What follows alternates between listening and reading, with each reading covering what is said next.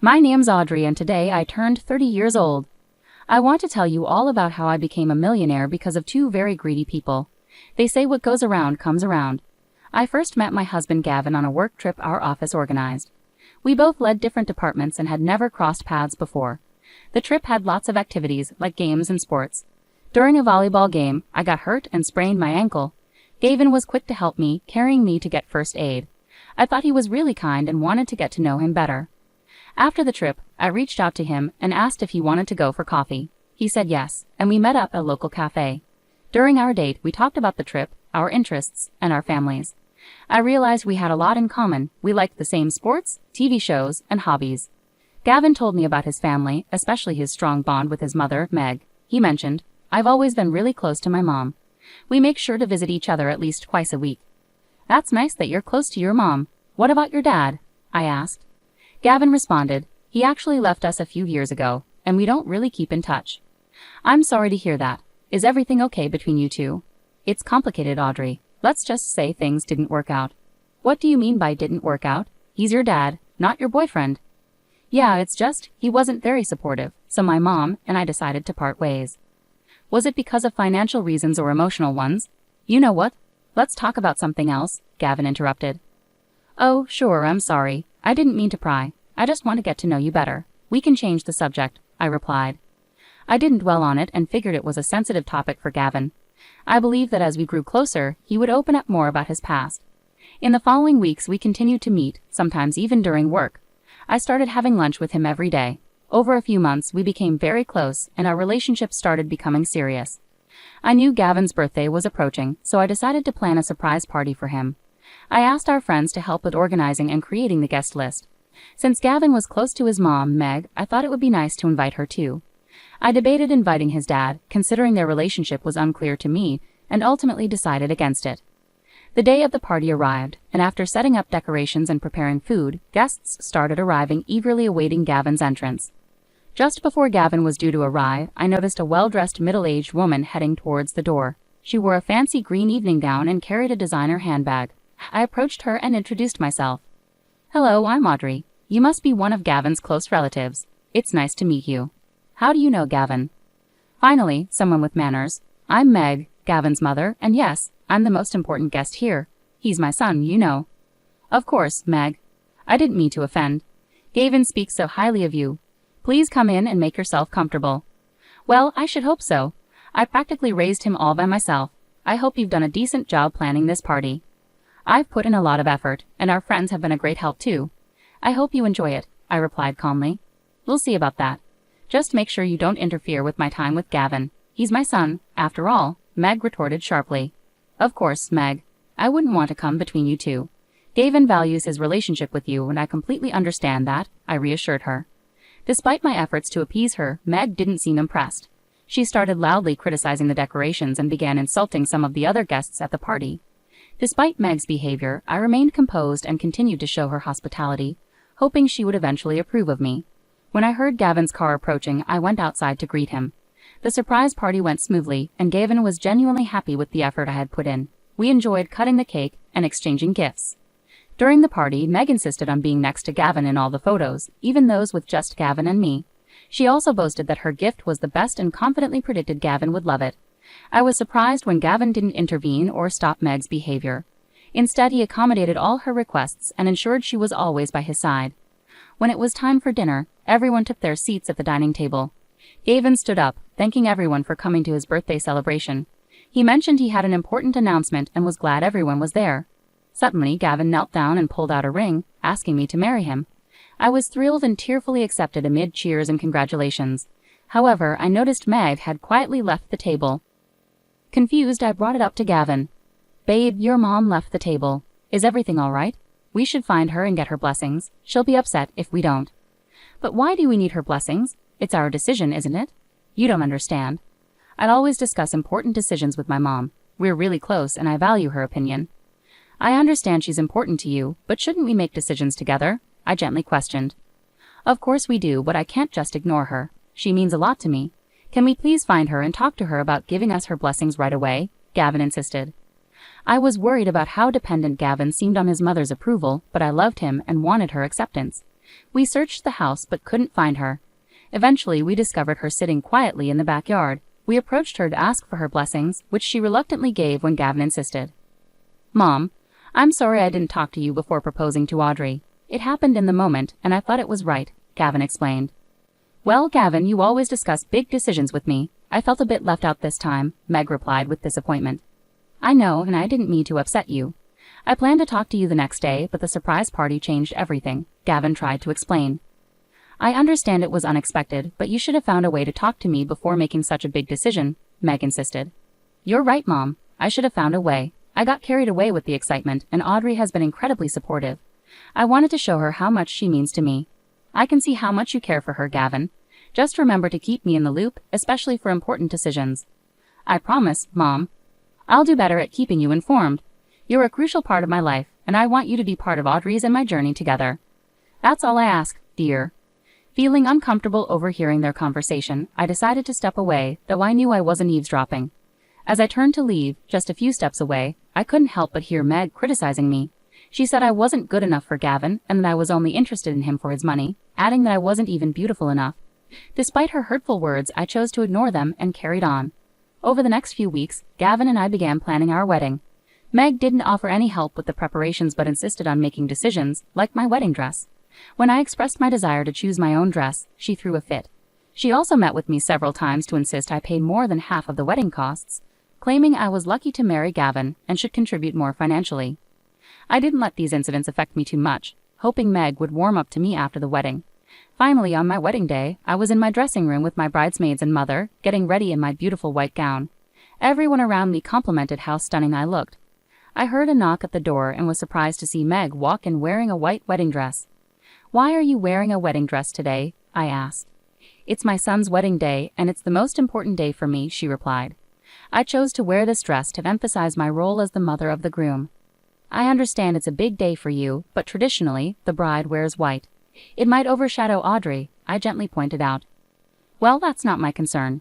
Gavin is my only son, and I deserve attention on this day too," Meg insisted. "Of course, Meg, but today is primarily about celebrating Audrey and Gavin's love and commitment. It's their special day," I calmly reasoned. "I understand that, but I'm making a statement. My presence here matters as much as anyone else's," Meg asserted firmly. Though I was furious, I didn't want to create a scene and spoil the day. The ceremony proceeded smoothly, and we exchanged heartfelt vows and rings. It was an emotional moment, marking the culmination of our long-awaited journey together. During the wedding planning, I had asked Gavin to handle the guest list. I noticed his father wasn't included and asked him about it. "Gav, are you sure about not inviting your father?" I asked gently. "He abandoned us. He doesn't deserve to be part of such an important celebration," Gavin replied firmly. I wanted to persuade him otherwise, but I decided not to push the issue further to avoid upsetting him on our special day. The next few months after our wedding were filled with happiness. Gavin and I cherished every moment together and began planning to buy our own house. We had always dreamed of living together and decided that getting married was the first step toward that goal. We started looking for our dream home, spending hours every day searching for options. One day, while I was at work, Gavin called me. "Hey babe, I'm sorry, but an important meeting came up. I won't be able to go house hunting with you today," he explained. "No worries, darling. It happens. Don't stress about it. I can handle it on my own," I reassured him. "Thanks for understanding. I'll make it up to you, I promise," Gavin replied. "You better. Just focus on your meeting and we'll catch up later. Love you," I said. "Love you too, babe," Gavin replied warmly. After work, I got into my car and headed to the property location. Looking at the details, I noticed it was a unit on the 10th floor of a building still under construction. When I arrived, I met with the realtor who mentioned another visitor had arrived under our name to view the property. Knowing Gavin was occupied, I was puzzled about who it could be. To my surprise, it was my mother-in-law waiting at the door, looking impatient. "Why are you here to see this property?" I asked her. "I wanted to make sure it's suitable for my son and that there's a place for me when I visit," she replied bluntly. I wasn't keen on Meg being involved, but to avoid upsetting Gavin, I let her join me. As we toured the house, Meg didn't hold back, criticizing the building's condition and dismissing the property as below her standards. By the end of the tour, I was frustrated and eager to leave. The realtor stepped away to take a call, warning us about the construction hazards. I started walking around and saw an incomplete staircase outside the house. Without noticing, Meg came up to me and suddenly kicked my right leg. I lost my balance and fell down the stairs. I couldn't move and felt soreness on my arms and head. When I looked up, I saw Meg smiling as if she had won something. Then she quickly turned and left. I was confused and unable to move for a few minutes. Eventually, I found my phone in my pocket and called for an ambulance, which arrived quickly. On the way to the hospital, I couldn't stop thinking about how Meg had tried to hurt me by pushing me down the stairs. I had always been kind to her since we met, so I felt sad and angry about her actions. At the hospital, they treated my injuries and I had to have some scans done. I tried calling Gavin several times, but he didn't answer. Eventually, the medication they gave me made me fall asleep. The next morning, I called Gavin again, and this time he answered. I told him everything that had happened between Meg and me. "You're making this up, Audrey. Are you seriously saying my own mother pushed you down the stairs?" Gavin exclaimed. "I'm not lying. I would never make something like this up. I fell because Meg kicked me. She intentionally hurt me," I replied, trying to stay calm. "You're just trying to defend yourself. My mom wouldn't hurt you for no reason," Gavin argued. "She accused you of being aggressive. I can't believe you're taking her side over mine. She pushed me down those stairs and now she's lying to protect herself. Please, stop defending her." I pleaded desperately. "I can't come to the hospital right now. Meg's in shock because of what you did, and I need to be with her," Gavin replied firmly. "You're choosing her over me after everything we've been through. You brought this on yourself. Maybe you deserve this for what you did," Gavin concluded coldly. Devastated, I started crying and ended the call. I felt lost and spent the next 2 days in grief and shock. Gradually, my injuries started to heal, and I regained my strength. My parents visited me and were shocked by the situation and Gavin's reaction. My father suggested looking into Gavin's father to uncover the truth, suspecting Gavin and Meg were hiding something. Following his advice, I hired a private investigator to locate Gavin's father, Neil, and contacted him. Initially confused about who I was, Neil eventually grasped the situation. "You know, I divorced Megan and left the house because she and Gavin were using me for my money. I'm the chairman of a big company, and Gavin wanted to steal from me," Neil revealed. "I had no idea. That's awful. I can't believe they would do something like that," I replied, shocked. "Yeah, it was a hard decision, but I couldn't let them take advantage of me anymore. I want you to know that those two are never up to any good," Neil warned. "Thank you for telling me, Neil. I believe you, and I'm grateful you're looking out for me," I expressed. "Now I have a plan to handle this situation. I need you to somehow get Gavin and Meg to visit you at the hospital tomorrow morning," Neil instructed. "Why do you want them to come here?" I asked, curious about his plan. "I need to confront them about their actions and protect you from any further harm. It's time they face the consequences of their greed," Neil explained firmly. "All right, I'll do my best to get them here, but please be careful. I don't want anything bad to happen to you," I cautioned. "I'll handle it, Audrey. Just focus on your recovery," Neil reassured me. I was skeptical and somewhat scared, to be honest. I didn't want to see either Meg or Gavin because I couldn't bear to face a man who trusted his mother over his own wife, and who hadn't bothered to check on me in the hospital. Meg because I feared she might try to harm me again. But I knew if I wanted to expose their wrongdoing, I had to trust Neil. I called Gavin and told him I had a special gift for him and Meg as an apology for what had happened. I said I wanted them to come to the hospital to receive it, emphasizing its value. Hearing this, Gavin and Meg eagerly agreed to visit me the next morning. The next morning, Neil arrived at the hospital with flowers. I greeted him warmly and expressed my gratitude for his support. Just as we finished talking, Gavin and Meg walked in. They both froze in surprise and stared at Neil sitting calmly in a chair. "Neil, what's going on? Why are you here?" Gavin demanded. "I couldn't stand by and watch you and Gavin manipulate Audrey any longer," Neil replied calmly. "Manipulate?